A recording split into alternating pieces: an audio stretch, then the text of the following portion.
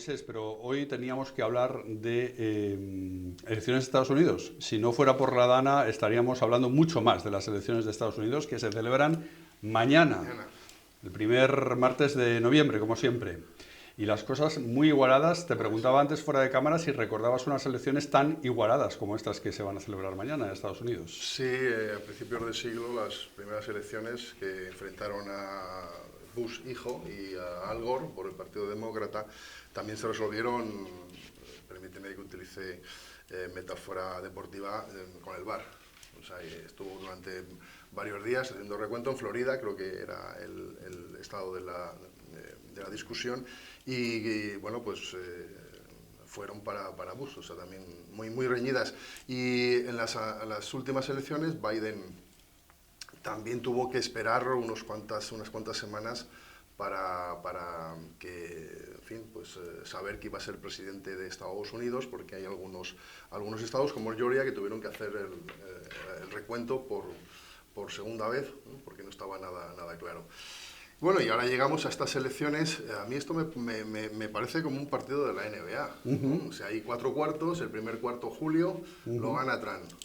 Gana el debate a Joe Biden y toma una ventaja importante. El segundo cuarto, agosto, es el renacer de Kamala Harris, recorta la ventaja que llevaba.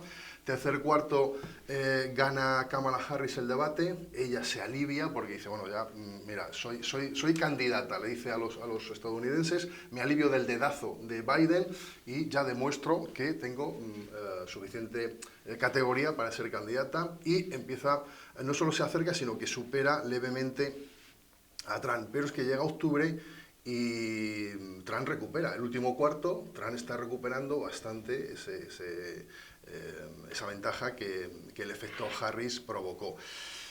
Y vamos a llegar al último minuto y el balón igual lo tiene Trump, va a tirar un triple. Parece que se inclina la cosa un poco más hacia Trump.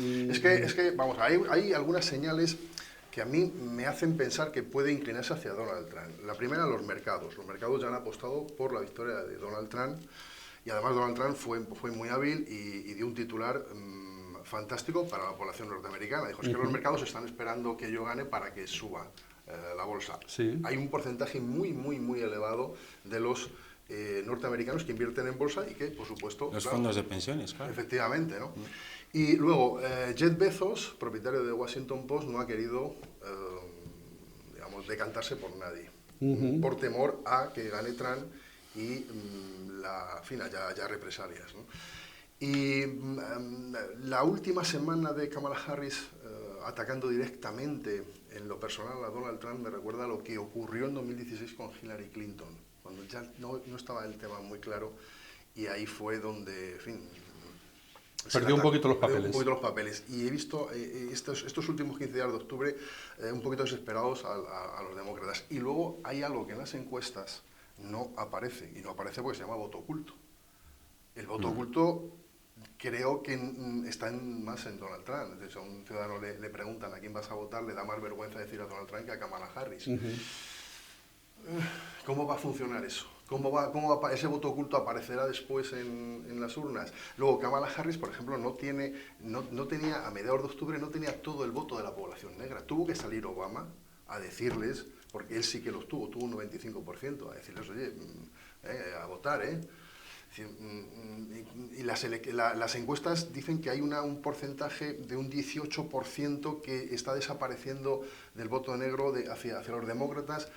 Si eso gira hacia Donald Trump, el voto joven tampoco tiene el necesario.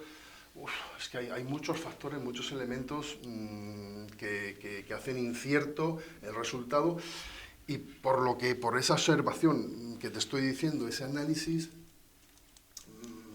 por décimas me inclino a pensar que puede estar ahí más hacia Donald Trump. Señor Sinda, no sé cuál es tu apuesta. Antes me hacías una diferenciación entre lo que es la América profunda y la América más cosmopolita de las costas. Eso puede ser una de las claves al final del resultado que conozcamos en unas horas. Sí, yo creo que sí. No soy tan conocedor de la realidad de Estados Unidos como Moisés, pero por lo que yo voy leyendo en medios norteamericanos de diferente línea editorial y lo que se van publicando en diferentes expertos y analistas en redes sociales norteamericanos, yo coincido, puede haber mucho voto oculto a Donald Trump, porque en Estados Unidos la izquierda hace algo que hace en todo el planeta donde se la padece, que es criminalizar al que no piensa como tú. Tanto más cuanto más cuestione sus dogmas. Y como Trump, nos guste o no, ha cuestionado muchísimos de los dogmas y vacas sagradas de la izquierda durante su mandato, generó un montón de animadversión y ríos y ríos y ríos de odio contra él. Por ejemplo, por ir en contra de la satánica, diría yo, ideología woke, imperante en el Partido Demócrata. Esa esquizofrénica versión de que hay tantos géneros como tú te autopercibas y no los únicos dos que hay, que son hombre y mujer. Y esto no es una falta de respeto a nadie, sino que es biología pura, ¿no? O esa ideología esquizoide de que vayan personajes de toda ralea a los colegios a impartir charlas con todo tipo de mensajes esquizofrénicos, pero no se puede hablar de la Biblia.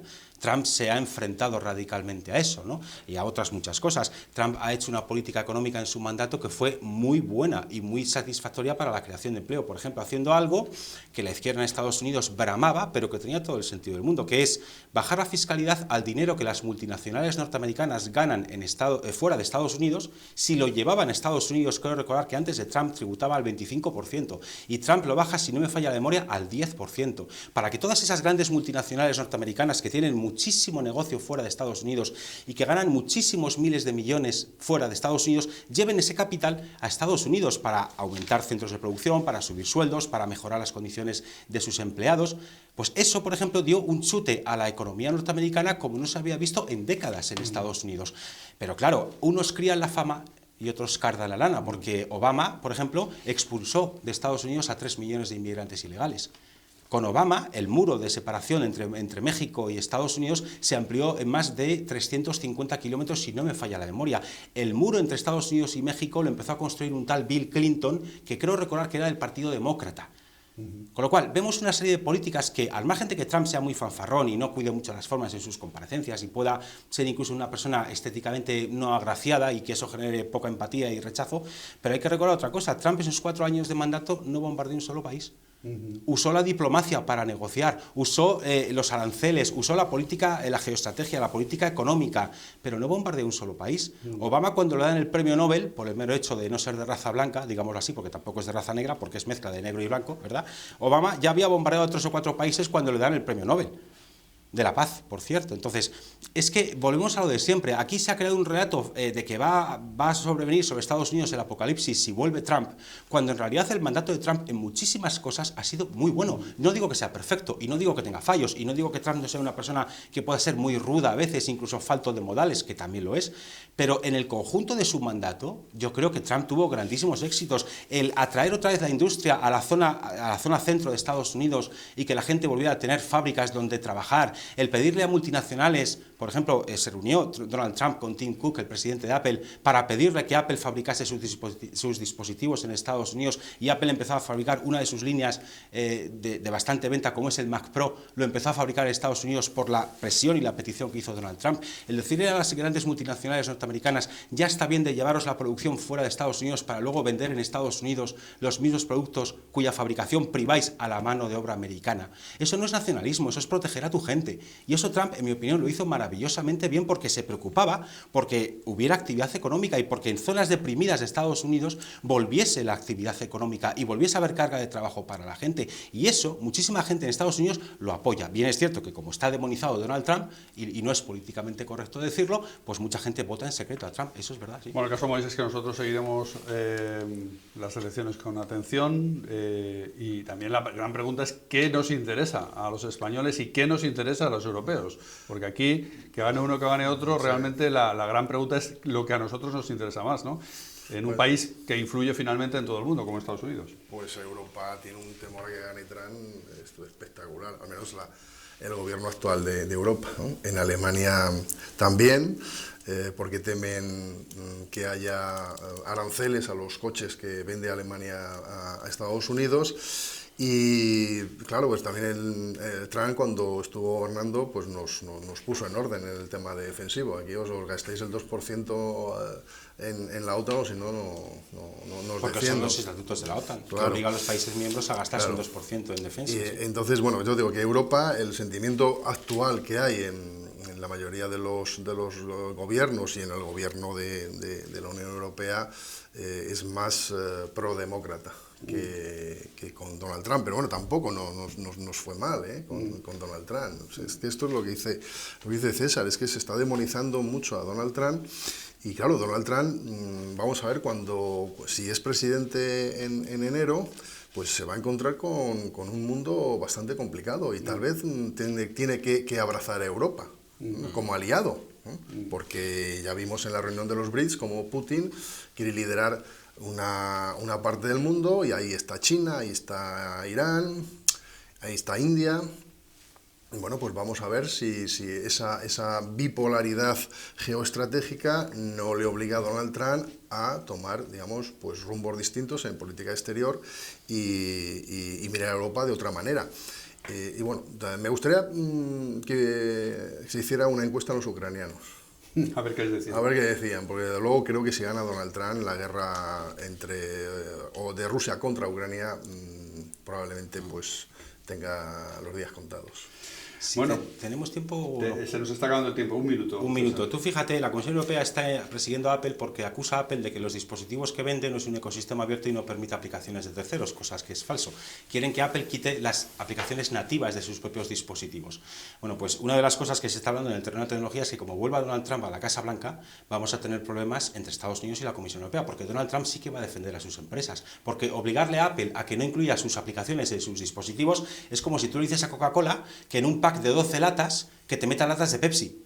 Oiga, no, yo soy Coca-Cola, yo vendo latas de Coca-Cola. Yo soy Apple, yo vendo las aplicaciones de Apple con instalación de terceros. Pero ese tipo de guerras que comienzan porque Trump defiende los intereses de las empresas norteamericanas, luego aquí la izquierda lo vende como que el malo es Trump. Y no es que sea el malo, es que Trump hace lo que tiene que hacer, que es defender a sus empresas, naturalmente. Se nos ha acabado el tiempo, la verdad que ha sido un programa de lo más interesante, hablando con César Sinde y con Moisés Ruiz. Moisés, gracias, hasta la próxima. Sinde, gracias, hasta la próxima.